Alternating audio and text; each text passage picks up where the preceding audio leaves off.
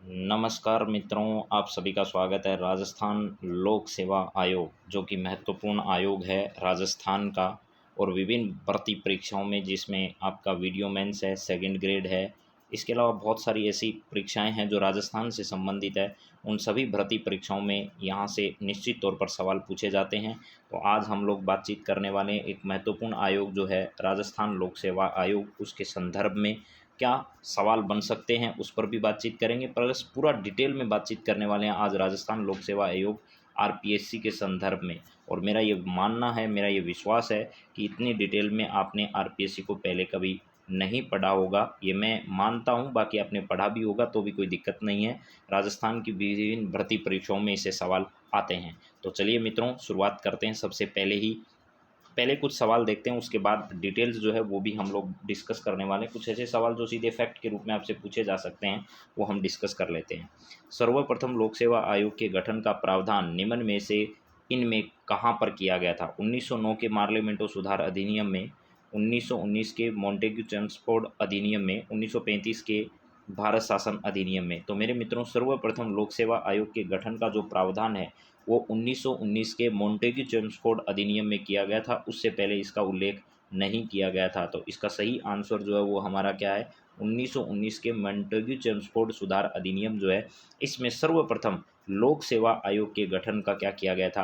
प्रावधान किया गया था। चलिए इसके बाद अगला सवाल भी देखते हैं, इसी से रिलेटेड है। केंद्रीय स्तर पर संघ लोक सेवा आयोग तथा राज्य स्तर पर क्या है? राज्य लोक सेवा आयोग के गठन का प्रावधान निम्न में से इनमें कब कौन से में किया गया था? तो देखिए, सबसे पहले लोक सेवा आयोग की बातचीत जो है वो तो हो गई थी मॉन्टेग्यू चेम्सफोर्ड सुधार अधिनियम में। लेकिन उसके बाद की केंद्र स्तर पर एक लोक सेवा आयोग, संघ लोक सेवा आयोग हो, और राज्य स्तर पर राज्य लोक सेवा आयोग हो, इस प्रकार का उल्लेख जो है वो भारत शासन अधिनियम 1935 के तहत किया गया था। जो कि ऐसा कहा जाता है कि भारत का संविधान जो उसका अधिकांश हिस्सा कहाँ से लिया गया है? 1935 के भारत शासन अधिनियम से लिया गया है। चलिए नेक्स्ट सवाल ज़रा देखिए क्या है। पहली बार केंद्रीय लोक सेवा आयोग की स्थापना कब की गई थी? तो पहली बार केंद्रीय लोक सेवा आयोग की स्थापना 1 अक्टूबर 1926, 27, 28, 29 कब की गई थी? तो ध्यान रखना, 1919 को मॉन्टेग्यू चेम्सफोर्ड सुधार अधिनियम में पहली बार लोक सेवा आयोग के गठन का प्रावधान किया गया, और 1 अक्टूबर 1926 को भारत में पहली बार केंद्रीय लोक सेवा आयोग जो उसकी स्थापना की गई थी। तो 1 अक्टूबर 1926 को भारत में पहली बार मॉन्टेग्यू चेम्सफोर्ड सुधार अधिनियम जो था 1919 का, मॉन्टेग्यू चेम्सफोर्ड सुधार अधिनियम जो है वो 1919 का, उसके तहत पहली बार जो है वो 1 अक्टूबर 1926 के तहत बाद 26 में क्या की गई थी? केंद्रीय लोक सेवा आयोग की स्थापना। और पहली बार उल्लेख किस में किया गया था? मॉन्टेग्यू चेम्सफोर्ड सुधार अधिनियम 1919 में। चलिए नेक्स्ट सवाल ज़रा देखिए मित्रों क्या है। संघ लोक सेवा आयोग तथा राज्य लोक सेवा आयोग की स्थापना का प्रावधान किस अनुच्छेद में? भारतीय संविधान पर अब हम पहुंच चुके हैं। तो भारतीय संविधान के किस अनुच्छेद में संघ लोक सेवा आयोग और राज्य लोक सेवा आयोग यानी यूपीएससी एंड एसपीएससी जो है, राज्य लोक सेवा आयोग को हम बोलते हैं स्टेट पीएससी, तो इसके संदर्भ में अनुच्छेद जो है वो कौन सा है जिसमें इन दोनों का उल्लेख किया गया है? तो ये सवाल अभी अभी हाल ही में राजस्थान में जो आरएस का एग्जाम हो उसमें पूछा जा चुका है। तो इसका सही जवाब जो है वो 315 होगा। वैसे सीधा मैंने सवाल बहुत आपको सोच समझ कर पूछा। आप ये भी कह सकते हैं कि 316, 17, 18 में भी है, लेकिन ध्यान रखिएगा राजस्थान यानी एक संघ लोक सेवा आयोग होगी, राज्य में राज्य लोक सेवा आयोग होगी, इस प्रकार का सीधा सीधा उल्लेख जो है वो आर्टिकल 315 में किया गया है। किस अनुच्छेद में यह उल्लेख किया गया है कि दो या दो से अधिक राज्यों के विधानमंडल प्रस्ताव पारित करें तो संसद कानून बनाकर संयुक्त लोक सेवा आयोग यानी दो से अधिक राज्यों का एक लोक सेवा आयोग, जिसे संयुक्त लोक सेवा आयोग के नाम से जानते हैं, उसका भी गठन कर सकती है। ऐसा किस अनुच्छेद में उल्लेखित किया गया है? तो यह भी आर्टिकल 315 में यह है, यानी आर्टिकल 315 में ये बात है कि राज्य केंद्र में संघ लोक सेवा आयोग यानी यूपीएससी हो गई, यूपीएससी हो जाएगी, और उसके बाद राज्यों में स्टेट पीएससी, एसपीएससी हो जाएगी। इसके बाद अगर कोई राज्य चाहे विधानमंडल में ये पारित करवा दे तो जॉइंट पीएससी जो है, जेपीएससी, इसका भी क्या किया जा सकता है? गठन किया जा सकता है। तो इस तीन प्रकार की बातों का उल्लेख आर्टिकल 315 के तहत किया गया है। चलिए अगला सवाल देखते हैं क्या है। अगला है, अनुच्छेद 315 में निम्न में से किस संस्था का उल्लेख है? संघ लोक सेवा आयोग, राज्य लोक सेवा आयोग, संयुक्त लोक सेवा आयोग, उपरोक्त सभी। अभी अभी बताया इन तीनों का उल्लेख किया गया संविधान में। तो 315 में कौन कौन सी चीज़ें आ गई? यूपीएससी भी आ गई, आपकी यूपीएससी भी आ गई, इसके बाद स्टेट पीएससी, स्टेट पीएससी का मतलब चाहे वो राजस्थान की पीएससी हो, चाहे वो छत्तीसगढ़ की हो, चाहे वो बिहार की हो, चाहे वो कहीं की भी हो, तो वो पीएससी हो गई। इसके बाद जॉइंट पीएससी हो गई, विधानमंडल में प्रस्ताव पारित हो जाता है तो वहाँ पर जॉइंट पीएससी का भी गठन किया जा सकता है। इन सब का उल्लेख जो भारत के संविधान के आर्टिकल 315 के तहत किया गया है। चलिए नेक्स्ट बात करते हैं अगले सवाल पर। किस अनुच्छेद में उल्लेखित है कि संघ लोक सेवा आयोग तथा संयुक्त लोक सेवा आयोग की सदस्य संख्या राष्ट्रपति द्वारा तथा राज्य लोक सेवा आयोग की सदस्य संख्या राज्यपाल द्वारा निर्धारित की जाती है। अब इस बात को बहुत अच्छे से समझ लेना मेरे मित्रों। एक तो आपकी यूपीएससी है और एक क्या है, जॉइंट पीएससी है। इन दोनों में सदस्य कितने कितने होंगे इसका निर्धारण तो करेंगे भाई साहब राष्ट्रपति जी। इसका निर्धारण कौन करेंगे, राष्ट्रपति जी इसका निर्धारण करेंगे। लेकिन राज्य में स्टेट पीएससी जो है, चाहे वो राजस्थान की पीएससी हो, चाहे वो छत्तीसगढ़ की हो, चाहे वो बिहार की हो, चाहे वो मध्य प्रदेश की हो, उनमें वहाँ के जो राज्यपाल यानी गवर्नर हैं वो डिसाइड करेंगे कि इनमें सदस्यों की संख्या कितनी होगी। अलग अलग राज्यों में ये संख्या जो है वो अलग अलग हो सकती है, इसमें कोई दिक्कत नहीं है। तो राष्ट्रपति जी यूपीएससी और जेपीएससी के बारे में, और जो राज्यपाल हैं वो एसपीएससी यानी जो भी राज्य है उसके बारे में। तो इसका उल्लेख किस अनुच्छेद में किया गया है आपको यह है बताना है। तो आर्टिकल 318 जो है उसमें ये सब लिखा गया है कि सदस्यों की संख्या जो उसका निर्धारण कौन कौन करेगा। तो केंद्र में तो करने वाला है और जॉइंट पीएससी के लिए तो राष्ट्रपति, और यहाँ पर कौन है तो राज्यपाल। तो ये सब लिखा कहाँ गया है तो आर्टिकल 318 में इसका उल्लेख किया गया है। चलिए अगले सवाल की ओर बढ़ते हैं। अगला सवाल है, भारतीय संविधान के किस अनुच्छेद में संघ लोक सेवा आयोग व राज्य लोक सेवा आयोग तथा संयुक्त लोक सेवा आयोग के सदस्यों की संख्या का उल्लेख किया गया है। अब बड़ी ध्यान से समझ लेना यहाँ, और पिछले वाले सवाल में 100% आपको कन्फ्यूजन होगा, इसलिए मैं बात क्लियर पहले ही कर देता हूँ। किस अनुच्छेद में उल्लेख है कि संघ लोक सेवा आयोग तथा संयुक्त लोक सेवा आयोग की सदस्य संख्या राष्ट्रपति और यहाँ राज्यपाल डिसाइड करेंगे। ये बात तो 318 में लिखी है, लेकिन आपसे यहाँ पूछा जा रहा है कि किस अनुच्छेद में ये लिखा है कि संघ लोक सेवा आयोग में तो इतने मेंबर होंगे, राज्य लोक सेवा आयोग में इतने मेंबर होंगे और संयुक्त लोक सेवा आयोग में इतने मेंबर होंगे। तो मेरे मित्रों ध्यान रखना, सदस्यों की संख्या का निर्धारण अनुच्छेद में नहीं किया गया, किसी अनुच्छेद में ऐसा नहीं है, बल्कि 318 में ये कहा गया है कि भैया यूपीएससी और स्टेट पीएससी नहीं, जॉइंट पीएससी जो है उन दोनों की, यूपीएससी और जॉइंट पीएससी के सदस्यों का निर्धारण राष्ट्रपति करेंगे और राज्य लोक सेवा आयोग के सदस्यों की संख्या का निर्धारण राज्यपाल करेंगे। इधर राष्ट्रपति और राज्यपाल आ गया, तो इसका मतलब संविधान में फिक्स संख्या पहले से कहीं नहीं दी गई है, ये बात आपको समझनी है। चलिए अगला सवाल देखते हैं क्या है। राजस्थान लोक सेवा आयोग की स्थापना के संदर्भ में अध्यादेश कब जारी किया गया, यानी राजस्थान लोक सेवा आयोग की स्थापना के संदर्भ में अध्यादेश कब जारी किया गया। तो देखिए मेरे मित्रों, 16 अगस्त 1949 को राजस्थान में पीएससी स्थापित की जाएगी, इसको लेकर के अध्यादेश जो है वो जारी किया गया था, और स्थापना जो है वो 20 अगस्त के दिन की गई थी, 20 अगस्त के दिन की गई थी। पहले इसका जो मुख्यालय है वो जयपुर में ही था, लेकिन बाद में जयपुर से कहाँ स्थानांतरित कर दिया, अजमेर की घुघरा घाटी जो वर्तमान में है वहाँ पर इसका कार्यालय स्थानांतरित कर दिया गया। चलिए अगले सवाल पर बात करते हैं। अगला सवाल यही आ गया, राजस्थान लोक सेवा आयोग की स्थापना कब की गई। तो 20 अगस्त 1949 को राजस्थान लोक सेवा आयोग की स्थापना की गई। स्थापना के समय इसका मुख्यालय जयपुर में था, बाद में इसका मुख्यालय कहाँ पर ट्रांसफ़र कर दिया गया, तो अजमेर इसका जो मुख्यालय है वो स्थानांतरित कर दिया गया। चलिए अगले सवाल पर बात करते हैं। अगला सवाल है, राजस्थान लोक सेवा आयोग के प्रथम अध्यक्ष कौन थे। तो ध्यान रखिएगा, जब स्थापना की गई थी 1949 में, उस समय राजस्थान में जो पीएससी यानी आरपीएससी है उसके प्रथम अध्यक्ष जो हैं वो कौन बने थे, यह आपको बताना है। तो उस समय पहले अध्यक्ष जो हैं वो एस के घोष को बनाया गया था। एस के घोष जो है वो पहले बने थे, और 2 मेंबर इसमें बनाए गए थे। एक तो इसमें मेंबर बनाए गए थे एस के घोष के साथ साथ मेरे मित्रों यहाँ पर ध्यान रखिएगा, डी एस तिवारी और एन वी चंद्राकर जो है, एन वी चंद्राकर और डी एस तिवारी, ये 2 लोग हैं जिनको क्या बनाया गया था, सदस्य इसमें बनाया गया। डी एस तिवारी और एन वी चंद्राकर जो है इनको सदस्य बनाया गया था। और डी एस तिवारी जो है इनका सबसे लंबा कार्यकाल का भी रिकॉर्ड है, ये भी ध्यान रखना। सबसे लंबा कार्यकाल किसका रहा है सदस्य के तौर पर, तो ये ध्यान रखना डी एस तिवारी का रहा है। और पी एस यादव है उनका सबसे कम रहा है सदस्य के तौर पर, पी एस यादव जो है इनका कार्यकाल सबसे कम रहा है। तो चलिए अब आगे बढ़ते हैं। और संविधान लागू होने के बाद पहले अध्यक्ष कौन बनाए गए, तो एस.सी. त्रिपाठी को बनाया गया था। यानी 26 जनवरी 1950 की अगर बात करें, 26 जनवरी 1950 के बाद किसको बनाया गया था फर्स्ट, तो अगर ऐसा सवाल आए तो आपको ध्यान रखना है इनको बनाया गया था। ये आएगा अभी सवाल, देखिएगा। अगला ही सवाल है, संविधान लागू होने के बाद राजस्थान लोक सेवा आयोग के प्रथम अध्यक्ष कौन बने। यहाँ संविधान लागू होने के बाद की बात की जा रही है, तो 26 जनवरी 1950 के बाद जो पहले अध्यक्ष थे, 26 जनवरी 1950 के बाद जो इसके अध्यक्ष थे वो कौन थे, तो एस.सी. त्रिपाठी थे या एन.वी. चंद्राकर, डी.एस. तिवारी या एस.के. घोष। तो ये बात मैंने बता दी अभी अभी। एस.सी. त्रिपाठी जो हैं वो संविधान लागू होने के बाद पहले इसके अध्यक्ष बने थे। चलिए अगला सवाल देखते हैं मित्रों, क्या है।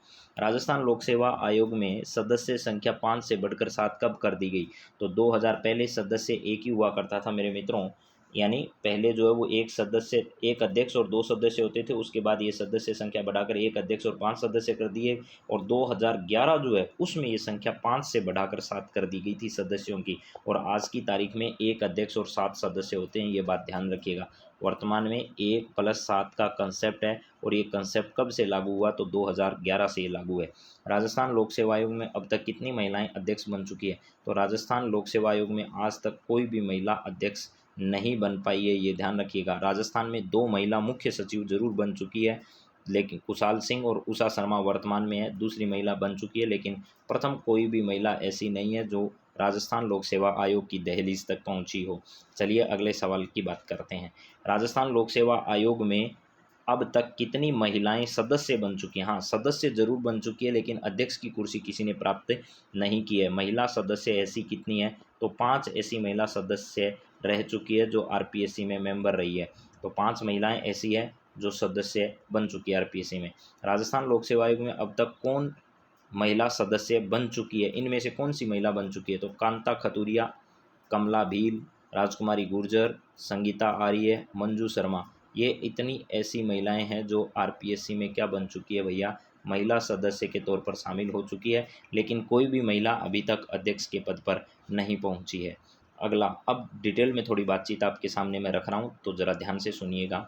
अब सदस्य और इनकी योग्यता के संदर्भ में उल्लेख जो है वो आर्टिकल 316 में है, और यह प्रावधान किया गया इसमें कि आधे जो सदस्य हैं, जितने सदस्य हैं उनमें से आधे सदस्य ऐसे होने चाहिए जिसमें 10 वर्षों का प्रशासनिक अनुभव हो। अगर पिछली आरपीएससी की कई भर्तियों को देखा जाए तो आप लोगों को ट्रेंड जो है वो लगातार यूपीएससी और आरपीएससी की अगर तुलना की जाए तो आरपीएससी का प्रदर्शन बहुत ही लचर रहा है। बहुत सारी बाधाएं इनके सामने आती है जिनका कोई समाधान नहीं, और उसका मुख्य कारण माना जा रहा है सदस्यों की जो नियुक्ति है वो नियुक्ति राजनीतिक आधार पर होती है। आप समझिएगा, एक प्रशासनिक अधिकारी का चुनाव एक 10वीं पढ़ा हुआ व्यक्ति, एक बीए पढ़ा हुआ व्यक्ति, एक एमए पढ़ा हुआ व्यक्ति लेता है, उसका इंटरव्यू और उसकी परीक्षा, तो ये इस देश की विडंबना ही कही जा सकती है। और कुछ ऐसे लोग भी इसमें आते हैं जिनके पास कभी भी इस क्षेत्र का अनुभव नहीं रहा है, तो उनके पास प्रशासनिक अनुभव कम से कम होना चाहिए, वो 10 वर्ष का होना चाहिए, आधे सदस्य ऐसे होने चाहिए।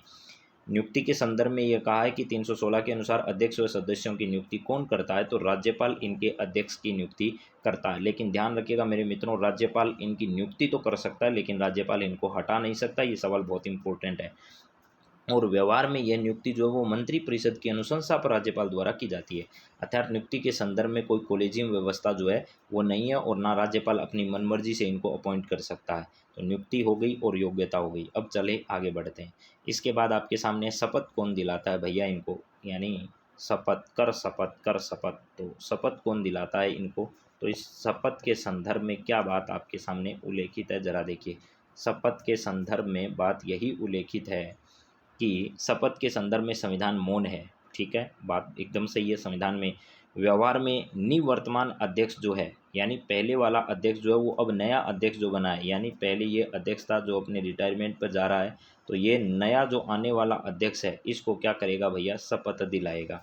और ये जो अध्यक्ष है ये क्या करेगा, इन मेंबर्स को शपथ दिलाने का काम करेगा। ये मेंबर्स जो 7 मेंबर्स हैं, इनमें जो भी मेंबर अपॉइंट होंगे उनको ये वाला शपथ दिलाएगा। तो ये ओल्ड वाला जाएगा, नए वाले को शपथ दिलाएगा, नए वाला आएगा, जो पहले नए सदस्य बनेंगे वही शपथ लेंगे। ऐसा नहीं है कि पहले से जिन्होंने शपथ ले रखी है, नया अध्यक्ष आ गया तो आते आओ भाई साहब आपको शपथ दिलाते हैं, आपको शपथ लेनी पड़ेगी, ऐसा नहीं है।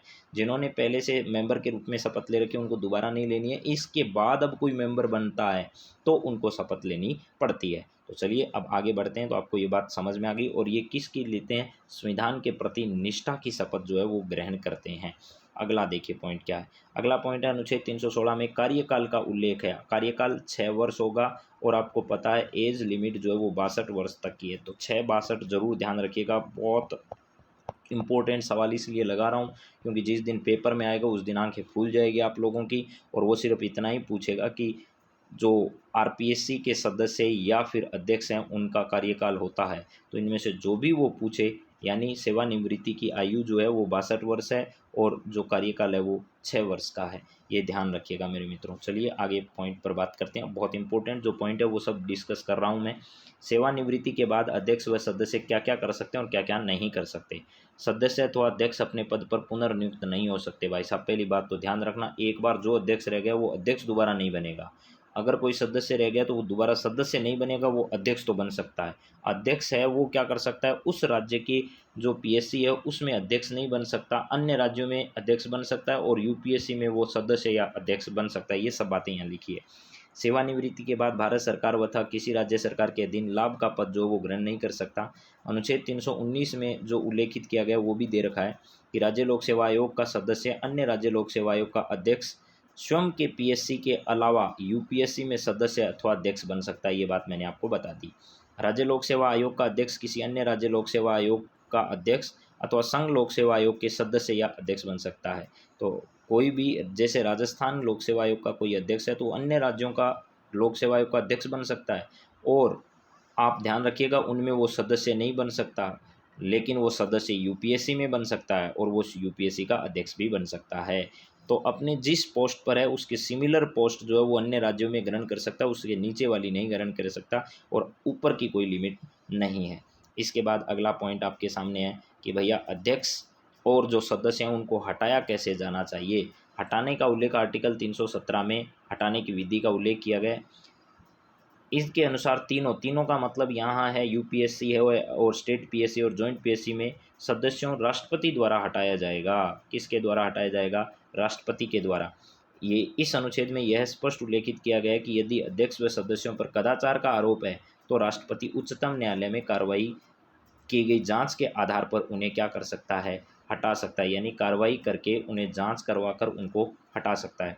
अनुच्छेद 317 में यह भी उल्लेखित है कि जांच के दौरान संघ लोक सेवा आयोग व संयुक्त लोक सेवा आयोग के अध्यक्ष व सदस्यों को राष्ट्रपति व राज्य लोक सेवा आयोग के अध्यक्ष व सदस्यों को राज्यपाल द्वारा निलंबित किया जा सकता है।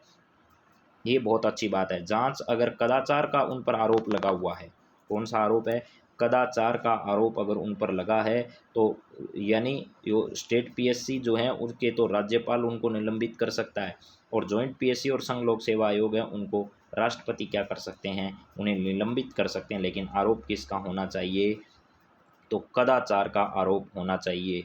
तो ये बात आप ध्यान रखिएगा। कदाचार का अगर आरोप है तो उसमें ऐसा किया जा सकता है। जांच के दौरान भी उनको निलंबित जो है वो किया जा सकता है, लेकिन हटाएगा कौन, ये बात मैंने आपको बता दी है। चलिए अगले पॉइंट पर बात करते हैं, कदाचार के संदर्भ में क्या है। 317 आर्टिकल में यह उल्लेखित है कि अध्यक्ष व सदस्यों पर शारीरिक व मानसिक रूप से अक्षम होने या दिवालिया होने, किसी भी प्रकार के लाभ के पद का आरोप होने पर उच्चतम न्यायालय से जांच करवाए बिना भी राष्ट्रपति उन्हें क्या कर सकता है, हटा सकता है। भैया कोई जांच कराने की ज़रूरत नहीं है। अगर आप शारीरिक रूप से या मानसिक रूप से काम करने में सक्षम नहीं है या आप दिवालिया घोषित हो चुके हैं तो राष्ट्रपति आपको बिना जांच किए भी हटवा सकते हैं। 317 में कदाचार शब्द को परिभाषित किया गया है। अध्यक्ष व सदस्य पद पर रहते हुए किसी कंपनी में अपनी भागीदारी बढ़ा देते हैं या भागीदार हो जाते हैं तो वह कदाचार ही समझा जाएगा।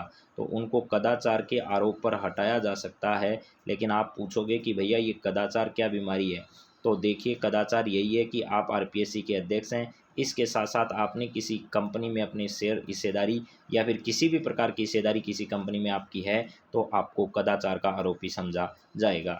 चलिए नेक्स्ट बात करते हैं, अगले पॉइंट पर कुछ सवाल है। देखिए, राज्य लोक सेवा आयोग के कार्यों का उल्लेख संविधान के किस अनुच्छेद में है। तो आप ध्यान रखिएगा मेरे दोस्तों, कार्यों का उल्लेख जो है भारत के संविधान के आर्टिकल 320 में है या 315 में है या फिर 321 में, कौन से में कार्यों का उल्लेख किया गया है, आपको ये बताना है क्या क्या कार्य कर सकते हैं। तो आर्टिकल 320 में राजस्थान लोक सेवा आयोग हो चाहे संघ लोक सेवा आयोग हो चाहे कोई सा भी हो, इनका आर्टिकल 320 जो है इसमें कार्यों का क्या किया गया है, उल्लेख किया गया है। तो आर्टिकल 320 आपको याद रखना है, आर्टिकल 320 आपका सही जवाब। अब कार्यों की बात करें तो मुख्य रूप से दो ही काम हैं, मुख्य रूप से कितने काम है, दो ही काम है, एक तो भर्ती करना है और एक सरकार को सलाह देना है। अब सरकार को सलाह किसकी देनी है और भर्ती किस प्रकार की करनी है उसके संदर्भ में भी देखते हैं।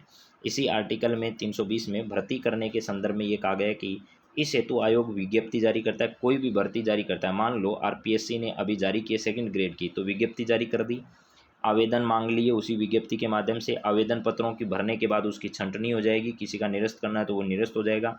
फिर परीक्षा का कैलेंडर यानी समय सारणी घोषित करता है, फिर परीक्षा का आयोजन करवाएगा और फिर परिणाम का घोषणा करेगा। ये पूरी प्रोसेस है जो एक भर्ती प्रक्रिया को करवाने के लिए जो है वो पीएससी को करनी होती है। आरक्षण के संदर्भ में लोक सेवा आयोग को सरकारी नीति का अनुसरण करना होता है, यानी वो खुद का कोई मामला नहीं है, सरकार जो कहेगी वो उनको करना है।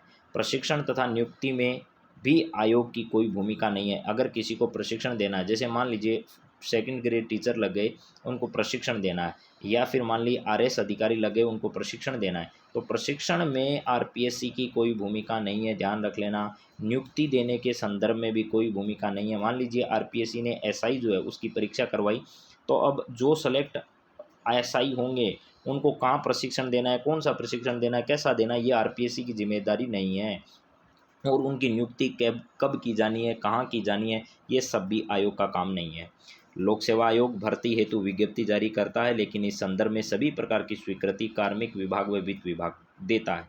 यानी विज्ञप्ति भी जारी करता है तो कार्मिक विभाग और जो है वो वित्त विभाग से स्वीकृति प्राप्त होती है, उसके बाद ही जारी करते हैं। कार्मिक विभाग जो वो रिक्त पदों की सूची बनाता है और वित्त विभाग उसमें वित्त की क्या करता है, स्वीकृति प्रदान करता है। तो ये सब मिलकर इस प्रकार के काम को अंजाम देते हैं। निम्न मामलों में आयोग सरकार को सलाह देता है। अब सरकार को सलाह किस किस मामलों में देते हैं, इस प्रकार के बहुत ही बेहतरीन सवाल पीछे आरएएस जैसे एग्जाम में पूछे जा चुके हैं, तो आप बहुत गहराई से इन चीज़ों को पढ़िएगा मेरे मित्रों, आपको आनंद आ जाएगा। एक सेवा से दूसरी सेवा में स्थानांतरण अगर करना है, जैसे मान लीजिए एक आरएएस अधिकारी है, ठीक है, उसका मान लो अलग अलग आरएएस अधिकारी के डिपार्टमेंट अलग अलग हैं, ठीक है, पहले वो मान लो गृह विभाग के अंदर था, फिर कार्मिक विभाग में अगर उसको भेजना है, या कार्मिक विभाग से दूसरे विभाग में उसको भेजना है, बाल विकास विभाग में भेजना है, या चिकित्सा विभाग में भेजना है, ऐसे उनके क्या करना है, सेवा जो है उनकी उस सेवा में स्थानांतरण करना है, तो उसके संदर्भ में सलाह किससे मांगेगी सरकार, आरपीएससी से मांग सकती है, तो सलाह देनी है। पदोन्नति के आधार क्या होंगे, पदोन्नति करने में इनकी कोई भूमिका नहीं है, पदोन्नति किस आधार पर की जानी चाहिए ये आधार बताने का काम आरपीएससी कर सकती है। अनुशासनात्मक कार्रवाई की प्रक्रिया के संदर्भ में अगर मान लीजिए कोई भी आरएएस अधिकारी है या कोई शिक्षक है जो आरपीएससी से सेलेक्ट हो चुका है, तो अनुशासनात्मक कार्रवाई की प्रक्रिया के संदर्भ में जो भी सुझाव देना होगा वो आरपीएससी दे सकती है। सेवा के दौरान हुए नुकसान की क्षतिपूर्ति के संदर्भ में अगर मान लीजिए कोई आरएएस अधिकारी है, किसी चिकित्सा विभाग में काम कर रहा है या कोई अन्य विभाग में काम कर रहा है, तो उस दौरान हुई क्षतिपूर्ति जो है, उस दौरान मान लीजिए कोई डॉक्टर है वो सेवा में और उसके हाथ से किसी व्यक्ति की मृत्यु हो जाती है, तो जैसे लोग हुड़दंग करते हैं वैसे हुड़दंग होने के बाद सरकार के लोग पहुंचते हैं और बाद में आर्थिक सहायता उपलब्ध कराई जाती है, तो वो क्षतिपूर्ति जो है उस क्षतिपूर्ति की भरपाई वो डॉक्टर नहीं करता है, बल्कि सरकार के लोग जो हैं वो इसके सुझाव पर ऐसा कर सकते हैं।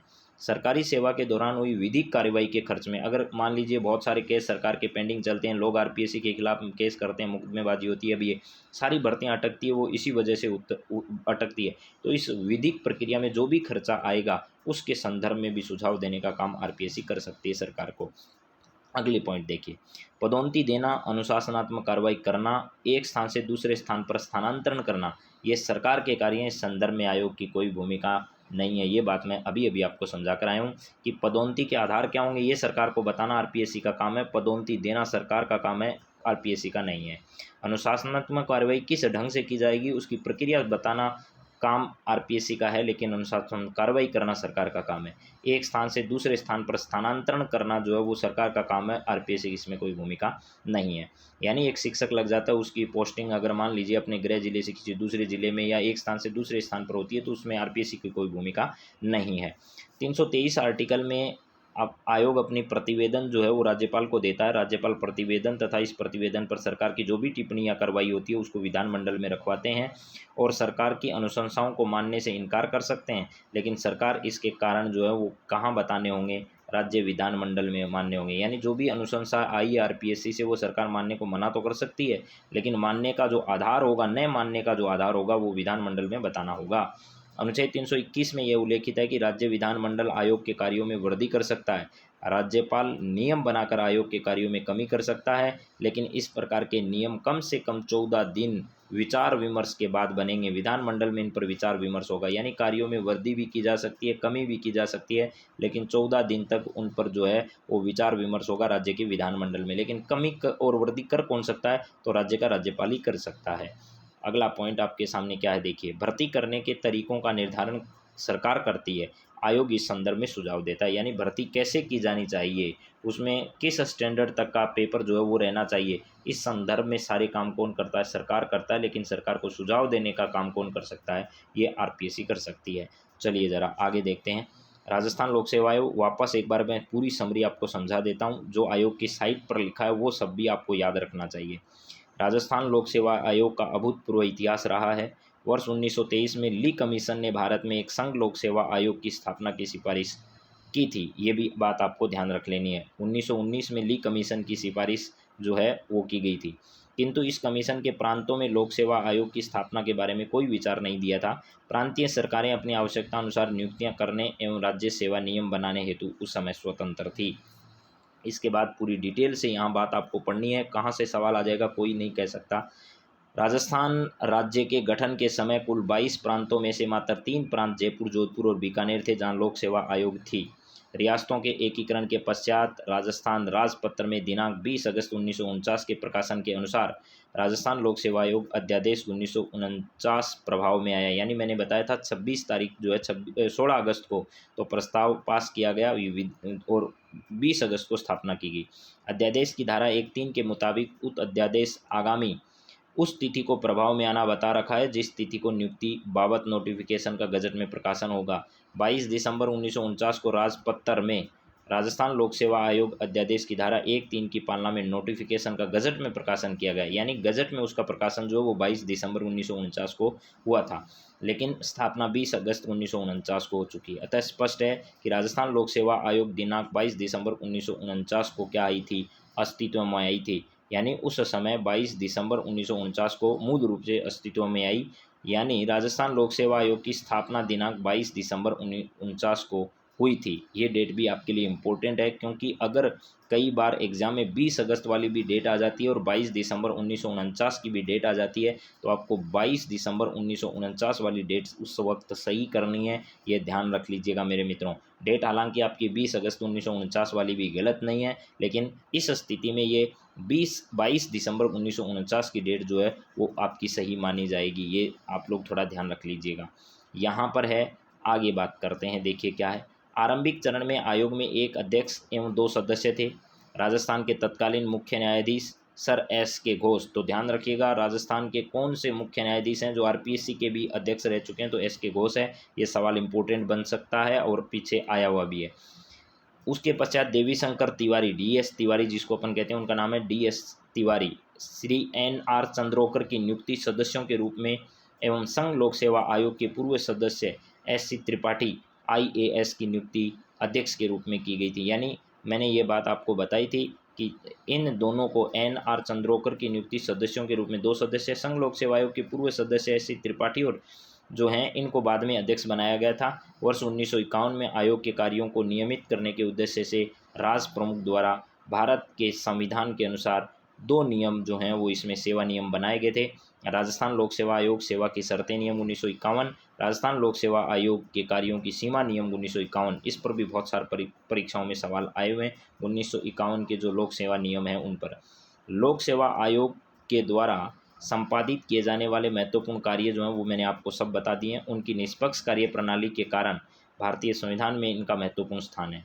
अनुच्छेद 16 है, 334 है, 234 है, 315 से लेकर के 323 तक विशेष रूप से लोक सेवा आयोग के कार्य व अधिकार क्षेत्र के संदर्भ में। अब देखिए, बहुत ही शानदार सवाल बना सकता है पेपर सेटर इसमें से। वो कहेगा निम्न में से कौन से ऐसे अनुच्छेद हैं जो राजस्थान लोक सेवा आयोग या लोक सेवा आयोग के कार्यों के या अधिकार क्षेत्र के संदर्भ में हैं? तो वो लिखेगा आर्टिकल 315 से 23, 334, 16 उपरोक्त सभी। उस वक्त आपको जवाब उपरोक्त सभी देना है मेरे मित्रों, ये ध्यान रखिएगा। राजस्थान लोक सेवा आयोग की कार्य प्रणाली। राजस्थान लोक सेवा आयोग नियम 1963, राजस्थान लोक सेवा सत्यापन अध्यादेश 1975 के द्वारा तय की जाती है। यानी इनके संदर्भ में ये नियम और विनियम जो बनाने वाली प्रक्रिया, कौन से नियम राजस्थान लोक सेवा आयोग में होंगे, कौन से नहीं होंगे, इन सब के संदर्भ में ऐसा किया गया है। इसके बाद ज़रा देखिएगा और भी अच्छे ढंग से, ये सब मैं जो मूल साइट जो आरपीएससी की है वहाँ से आपको ये सब जो बाद में लिख कर दे रहा हूँ ये सब वहाँ से लिया गया है। राजस्थान लोक सेवा आयोग के एक अध्यक्ष व 7 सदस्य हैं। यह एक संवैधानिक निकाय है, इस बात को बहुत अच्छे से समझना है। राज्य के महामहिम राज्यपाल की आज्ञा से इन पदों पर नियुक्ति की जाती है। भारतीय प्रशासनिक सेवा के अधिकारियों को आयोग सचिवालय में सचिव के पद पर नियुक्त किया जाता है। सचिव द्वारा समस्त प्रशासनिक व वित्तीय कार्यों का निष्पादन किया जाता है। सचिव की सहायता के लिए उप सचिव व परीक्षा नियंत्रक भी इसमें शामिल होते हैं। तो ध्यान रखिएगा, इसमें एक अध्यक्ष होते हैं और 7 सदस्य होते हैं। कार्यकाल आपको बता ही दिया। आयोग व सदस्यों का अधिकतम 6 वर्ष और 62 वर्ष की उम्र जो भी पहले हो आयोग के कार्य कर सकते हैं। ये बात मैं आपको पहले ही पढ़ा चुका हूँ। चलिए ज़रा नेक्स्ट अब देखिएगा वर्तमान का स्ट्रक्चर जो है वो क्या क्या है, यानी वर्तमान में कौन अध्यक्ष हैं, कितने सदस्य हैं वर्तमान में, होते 7 हैं लेकिन कौन कौन है कौन कौन नहीं है ये सब देखते हैं। पहला है आपके सामने संजय कुमार क्षोत्रिय, ये चेयरमैन है वर्तमान में आरपीएससी के। आरपीएससी के अध्यक्ष की अगर बात की जाए तो आरपीएससी के अध्यक्ष कौन है भैया, आरपीएससी के अध्यक्ष या चेयरमैन जो है वो वर्तमान में संजय कुमार क्षोत्रिय हैं। ये भाई साहब कौन है, संजय कुमार क्षोत्रिय हैं, यहाँ पर ध्यान रखिएगा संजय कुमार क्षोत्रिय। चलिए ज़रा आगे बात करते हैं और मेंबर कौन कौन है ज़रा वो भी समझ लीजिएगा। यहाँ पर ये क्षोत्रिय साहब हैं। तो और मेंबर के बारे में अगर बातचीत की जाए तो देखिए मेंबर कौन कौन हैं। यहाँ पर मेंबर होते 7 हैं लेकिन वर्तमान में 6 ही मेंबर जो हैं वो अपॉइंटेड हैं, लेकिन एक मेंबर का पद जो है वो अभी भी खाली है, तो आपको ये भी समझना है। देखिए पहली है राजकुमारी गुर्जर जो है वो सदस्य है। रामूराम रायका साहब भी मेंबर हैं। संगीता आर्य मेंबर हैं। जसवंत राठी साहब मेंबर हैं जिनको कुछ समय के लिए कार्यवाहक अध्यक्ष भी बनाया गया था। उसके बाद बाबूलाल कटारा है और मंजू शर्मा जो कि प्रसिद्ध कवि कुमार विश्वास की पत्नी है और मूल रूप से राजस्थान से संबंध रखती है। तो ये जो हैं वो वर्तमान में 6 सदस्य हैं और एक अध्यक्ष हैं। अभी एक सदस्य का पद खाली है। एक तरफ मैंने लिस्ट लिख रखी है, संजय कुमार क्षोत्रिय चेयरमैन है, राजकुमारी गुर्जर और उसके बाद रामूराम रायका, संगीता आर्य, जसवंत सिंह, बाबूलाल कटारा, मंजू शर्मा और हरजी लाल अटल जो है वो आईएएस अधिकारी हैं जो कि इसके सचिव हैं। सचिव का आपको याद रखने की ज़रूरत नहीं है क्योंकि सचिव बदलते रहते हैं। सरकार जो है वो फटाफट इनके एक स्थान से दूसरे स्थान पर बदल देती है, तो ये बदलते रहते हैं, इनको याद करने की ज़रूरत नहीं है, लेकिन अध्यक्ष और सदस्य जरूर याद रखिए। अब मैंने स्टार्टिंग के 3 अध्यक्ष और अभी लास्ट के 3 अध्यक्ष जो हैं उनको मैंने इसमें लिया है लिस्ट में, आप लोग देख सकते हैं बहुत अच्छे से आपके सामने। पहले हैं सर एस.के. घोष साहब हैं जो चीफ जस्टिस रहे हैं और ऐसा सवाल कई बार पूछा जा चुका है, तो देख लीजिएगा यहाँ डेट एकदम आपके सामने ऑथेंटिक डेट जो है वो रखी जा रही है। 22 दिसंबर 1949 को इनका अपॉइंटमेंट हुआ। 25 जनवरी 1950 तक ये इस पद पर रहे और 28 जुलाई 1950 को श्री S.C. त्रिपाठी जो हैं वो अध्यक्ष बने और 1951 तक रहे थे। तो आपसे पूछा जा सकता है कि संविधान लागू होने के बाद पहले कौन थे, तो S.C. त्रिपाठी करना है, और स्टार्टिंग के कौन थे तो S.के. घोष थे, ये ध्यान रखना है। चलिए इसके बाद में फिर 1951 में कौन बने, D.S. तिवारी साहब बाद में बने थे, तो ये भी ध्यान रखिएगा। 51 से 58 रहे थे, ये 50 से 51 रहे थे और ये 49 से 50। अभी हम अंत वालों की बात करते हैं तो आपको पता होगा डॉक्टर भूपेंद्र यादव जो पूर्व IPS थे उन्होंने 2020 में अपना पद ग्रहण किया और 2021 तक वो पद पर रहे। उसके बाद कार्यवाहक बनाए गए शिव सिंह राठौड़ को, वो भी रिटायर हो गए, और उसके बाद जो हैं वो जसवंत सिंह राठी को भी कार्यवाहक बनाया गया, लेकिन वो अभी मेंबर हैं। स्थायी जो अध्यक्ष हैं संजय कुमार क्षोत्रिय के आने के बाद इन्होंने वापस अपने सदस्य के रूप में स्थान ले लिया। चलिए मेरे मित्रों, आप सभी को आरपीएससी के बारे में मैंने बहुत महत्वपूर्ण जानकारियां उपलब्ध करवाने की कोशिश की है। मेरी उम्मीद है आपको ये सब जानकारियां पसंद आई होगी।